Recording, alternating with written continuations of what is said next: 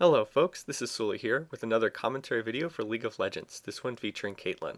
This is taken from a practice 5v5 custom match. You can see I'm down at the bottom of the screen for a change. We decided to change things up a little bit. I'm playing as Caitlyn. I'm also playing with Pocket Beetle, who's playing as Katarina, Cole, who's playing as Evelynn, Atlas, who's playing as Cho'Gath and uses the username Bertrand de Horn for League of Legends, and Ashane, who's playing as Warwick. We are matched up against a group of people who follow this channel on YouTube, so we're up against Adramalex Vladimir, Ixlith Sivir, Lanthrum's Shinjao, Lolpounder's Tarek, and also Leon Silverberg's Morgana. Now, Leon is someone that I have played against before. Leon is actually someone that Speaker and I played against in a long-running Civilization online game for Civ 4, and he used the username Jowie for that. But for this video, because we're using League of Legends, I'll go with his League of Legends username, Leon Silverberg. And the matchup that I'm going to concentrate on is one between myself, playing as Caitlyn, and Leon playing as Morgana, as you'll see in a minute. So hopefully this loading screen is just about done, and we'll be prepared to get started with the game any second now. There's one thing that I want to focus on in this game. For one thing, like I said at the beginning, this is a custom practice match. This is not going to be super high level gameplay there. So if you're looking for a really close, really intense competitive game, you're not going to find it here. This is a custom practice game. What I want to demonstrate in this game is I'm going to use this video as a tutorial on zoning and experience denial in League of Legends. This is sort of a more complicated thing that you can do in lane if you get an advantage. It's something that I don't think a lot of players are really aware of, but it's extremely powerful, and if you can get a big lead in your lane, it's something that you definitely will want to try to do. So anyway, we'll get to that in a minute. For right now, I'm going to talk a little bit, I guess, about Caitlyn, for those people who haven't seen her. I don't own Caitlyn, I don't play Caitlyn. She was free this week, so that's why I happen to be playing her in this game. Like I said, this is a custom practice game, not intended to be the most serious thing. So I'll just highlight her skills here real quickly. You can see her passive is called Headshot. Every 8 basic attacks, Caitlyn fires a headshot that deals 150% damage to a champ or 250% damage to a minion, and your headshot count goes up faster if you're in the brush when you attack. So it's a pretty good passive. It gives her a lot of extra damage when she's auto attacking. Her other really strong skill is her Q. You can see Piltover Peacemaker. Caitlyn revs her rifle for 1 second, fire a penetrating shot that deals quite a bit of physical damage. However, it does deal less damage to subsequent targets. So when you use this skill, I can't really show it right now, but there's this arrow that extends out in a pretty good direction, pretty good distance, and Caitlyn will deal a lot of damage to anyone who stands in there. The one disadvantage is it does have a channeling time for 1 second to use. Now, Caitlyn, her advantages in lane is she's a very strong laner. She has her Q, her Piltover Peacemaker, that deals a lot of damage and has good range. Caitlyn's auto attack has, I believe, the longest range in the game, and she has her passive, her headshot, that allows her to deal extra damage every 8 attacks. So she's very strong in lane. Her problem is that she doesn't have all that much utility on the team. Her W is a trap that you put down. It stuns people who walk over it, and you can have up to 3 of them on the map. Her E is a net that slows the target if you get hit, and it deals magic damage and knocks Caitlyn back. So pretty useful skill, a little difficult to use though. Her ultimate is very weak though. She lines up this shot that has extreme range, but really doesn't do very much damage. It's not the best ultimate. I mean, it's okay, but it's not that great. So anyway, we'll see some of these skills in action. Right now, this is the lane I'm going to concentrate on. It's the matchup between myself and Leon's Morgana.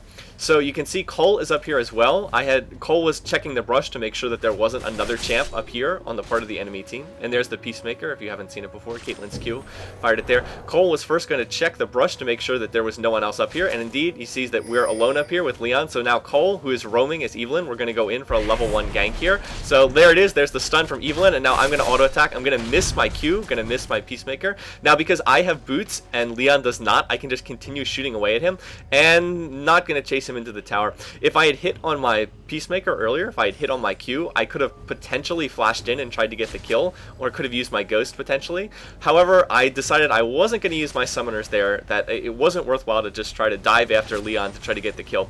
But now we're going to get into what I really want to focus on in this game. Cole's level 1 gank has put me ahead. That's the whole goal of the roamer. You can see now he's trying to do the same in middle lane against Ixlith here, trying to help out Pocket Beetle's Katarina. So now that I'm ahead in the lane, I'm going to start zoning Leon. So right now you see I am not auto attacking this lane. I am not trying to push this lane. All I'm trying to do is last hit here. I want to keep the minion wave right here close to my tower. That will make it very difficult for Leon to get any gold or experience. So he's had to go back to heal now. While he's gone back to heal, I am just going to focus on last hitting these minions. See right there, I'm going to get that one, and then I'm going to Peacemaker the other two.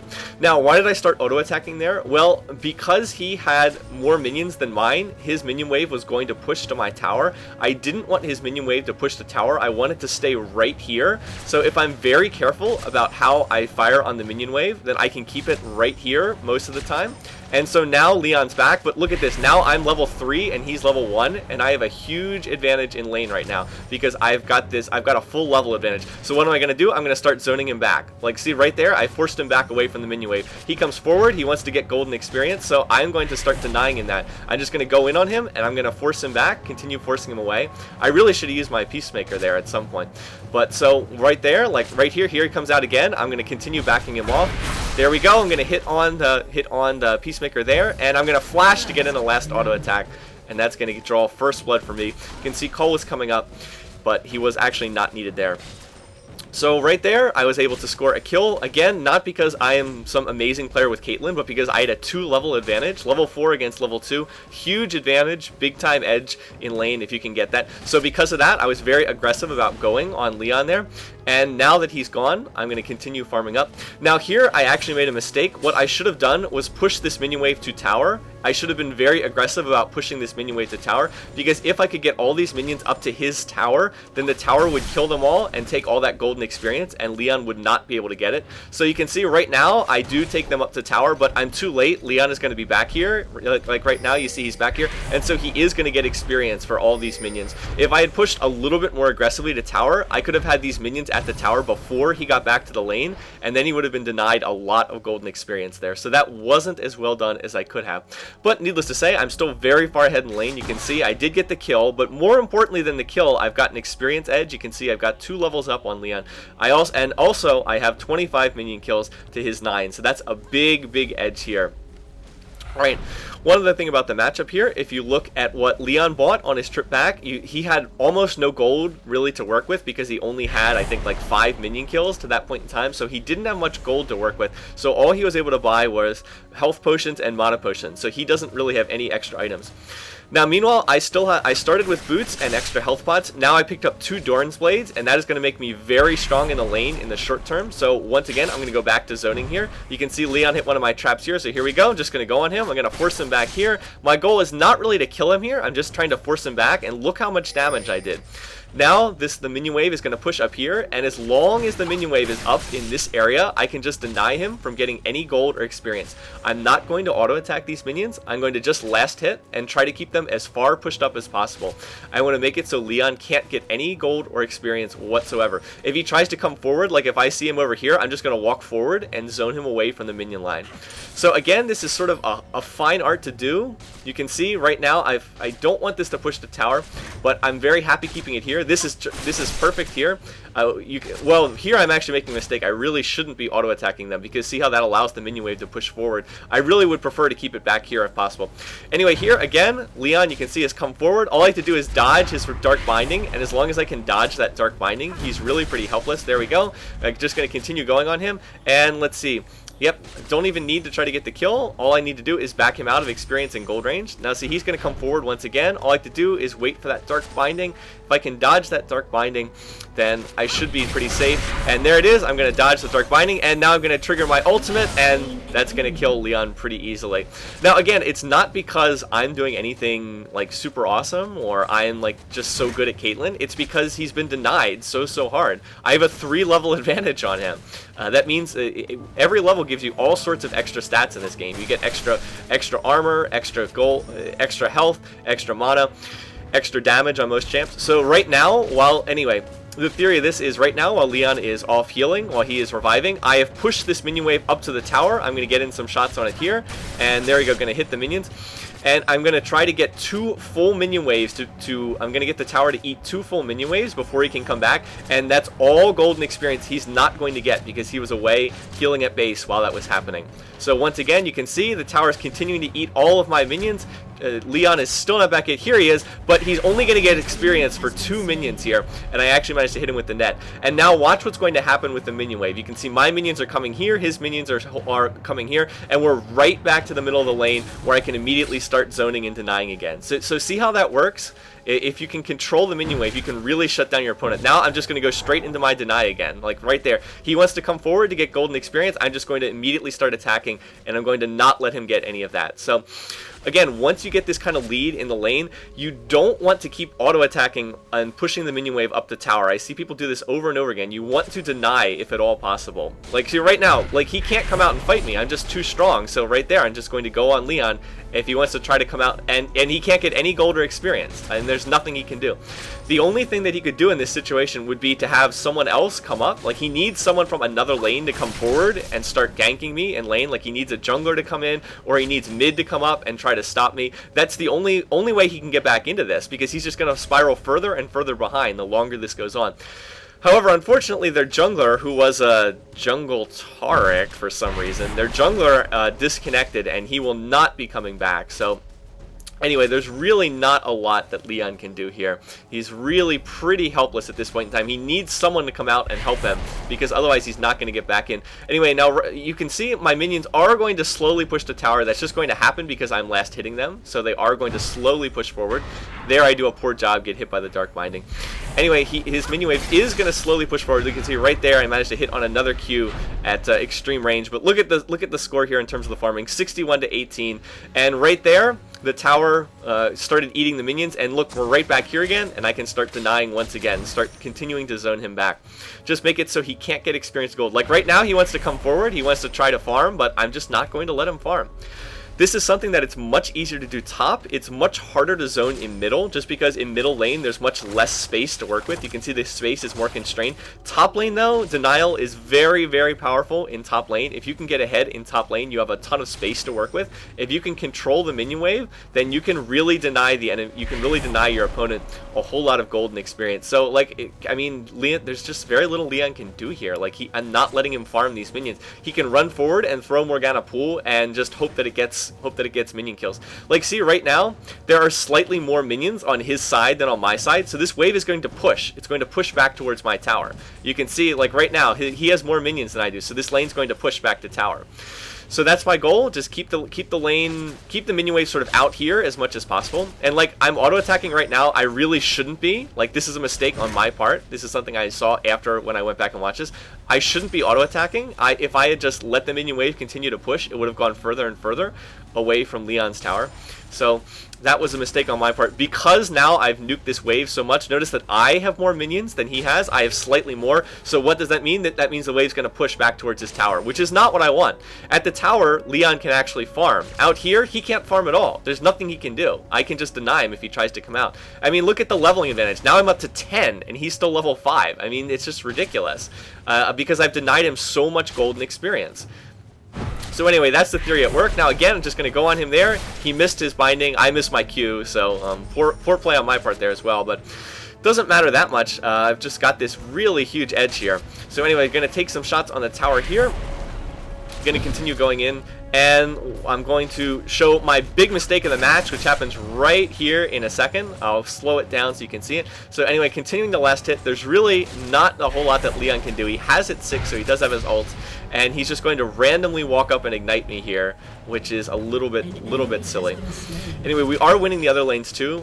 I'm not gonna show them because I'm trying to focus on up here. Anyway, right there, take a little damage from the pool, and watch right here. Notice that just as my minions die and the tower focuses on me, I get hit by a binding. So right now the tower is focusing me. There comes the exhaust from Leon, and right here the tower is continuing to hit me. There's the Morgana ultimate, and even though I'm going to try to flash, that tower is going to finish me off. So that was a really, really bad death there. There's no reason why I should have died there. So kudos to Leon for lining that up, but it was just a combination of getting hit at exactly the wrong moment.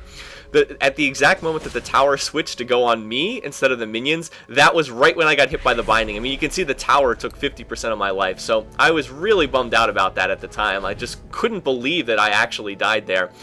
So that was a really dumb mistake. You can see that Leon got 2 levels for killing me because I was 10 and he was 6. He got 2 levels worth of experience for killing me. However, I am still really far ahead. You can see 88 minion kills to 28. I'm still just so far ahead as a result of denying him all that golden experience. Now, the one advantage of going back to base is I had about 2,500 gold. I was able to turn that gold into itemization. So now I have a BF sword. I picked up Vampiric Scepter. So I've got most of a Bloodthirster here. With 2 Doran's Blades and a Vampiric Scepter, I actually have a lot of lifesteal. Let's see right here. Yeah, 18% lifesteal. So I have a lot of lifesteal. That's going to make me very sustainable in lane, meaning I can stay out here pretty much forever because every time I hit minions, I get a lot of lifesteal back.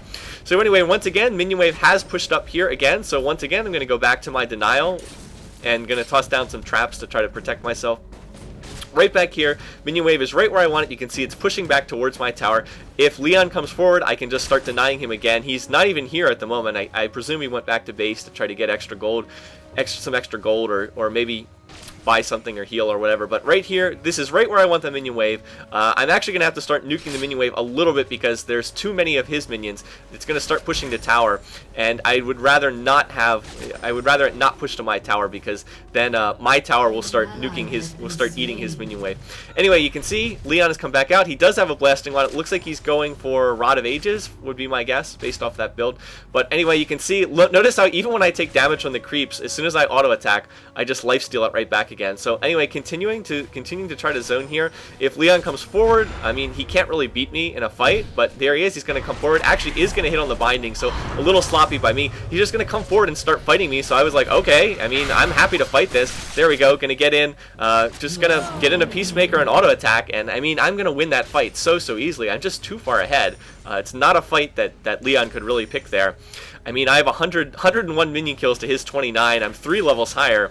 I mean, I do have that BF sword. I'm just very strong at this point in time. So that was a fight that he really should not have picked. I'm just too strong. And notice that because I have that lifesteal, I'm just going to very quickly go right back up to full health here. Although I'm actually last hitting a little sloppily here. Anyway, with Leon dead, I'm going to push over his tower here, and that's going to finish up this lane, I mean, which I've pretty clearly won at this point in time. So yeah, you can see if hit level 12, I'm way out in front. You can see the farming stats are just continuing to snowball further ahead. So at this point, I'm going to back off. I'm going to go back and buy and pick up my Bloodthirster. Anyway, as I said, this wasn't a close game by any means. I'm sure that's been pretty apparent. The reason why I wanted to show this is I really wanted to showcase those denial mechanics, so hopefully that's been useful here. This game is not going to last too much longer, so I'm just going to play out the last couple minutes here. You can see that we're winning pretty handily in all lanes. You can see that Atlas is 3-0-0 in bottom lane. You can see that Pocket Beetle is 2-1 in middle lane. You can see that the farming stats are pretty far in our favor. Ixlith Sivir is the only one who's really been able to farm on their team, and Ixlith is still behind Pocket Beetle. Those two were matched up in middle lane.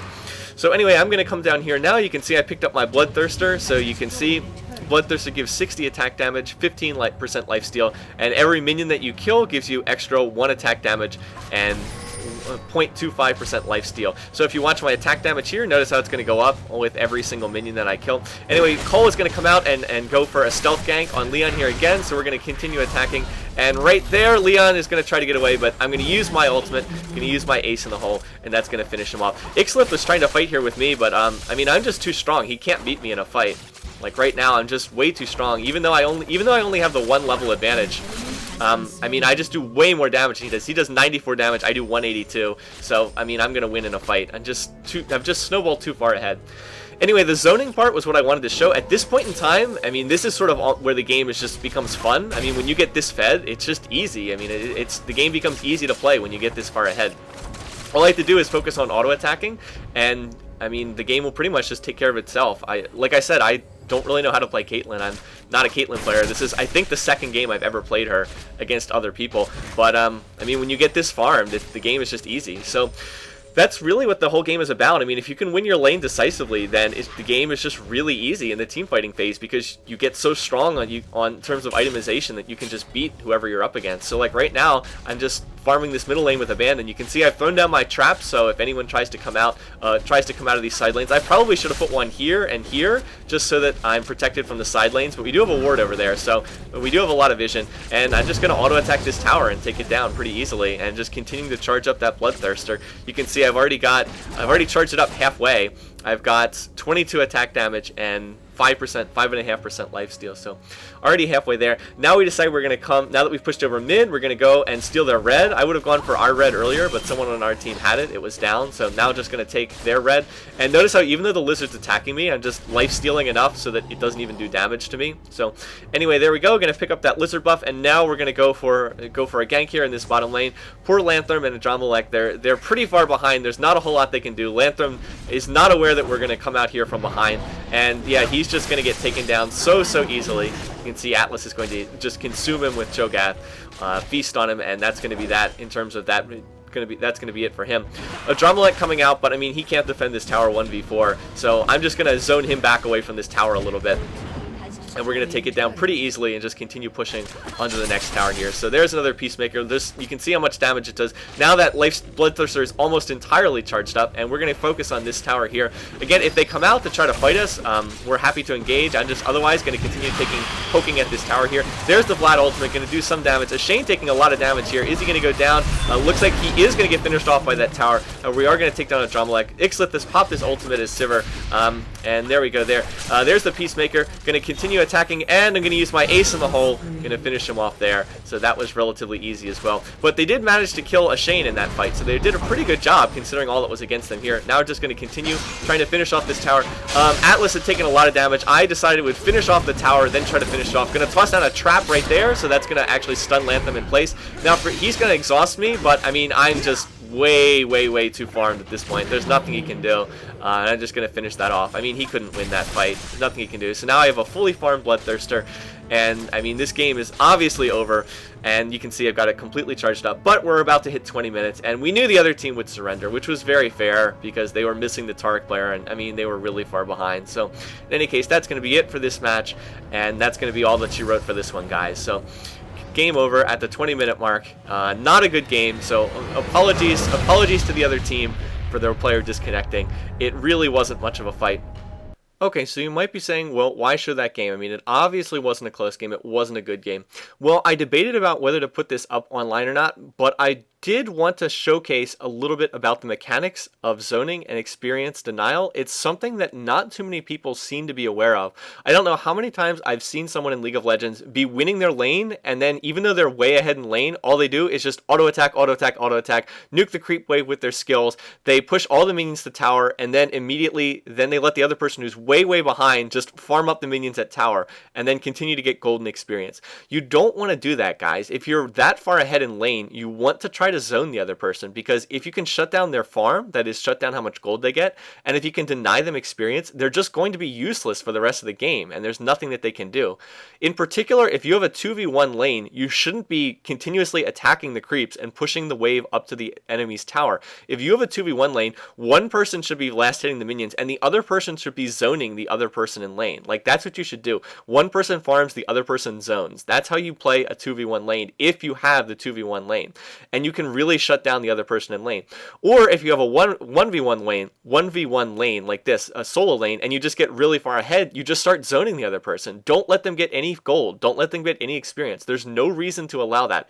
If you manage the ebb and flow of the minion wave correctly, then you can prevent them from getting any gold or any experience. So that's what I'm trying to show in this game. I mean, again, apologies to the other players. I know that it wasn't a very good game, but I really wanted to show that in this game because there's not a lot of information on this on League of Legends. It's something that not too many people seem to be aware of, and it is something you should be looking to doing in your games. I mean, you can see there was just nothing Leon could do in this game. Once he got behind, I made sure that he got further and further behind, and I completely shut him down. So anyway, that's what I wanted to showcase in the game.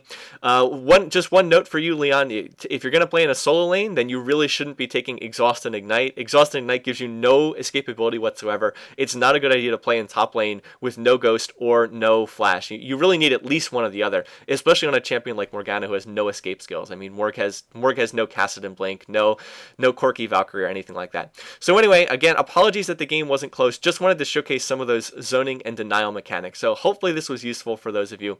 Anyway, I know the game was short. I just figured I'd throw it up here. So thanks for watching. Thanks for listening to the video. And I'll try to have some more stuff up soon. So until then, take care, guys.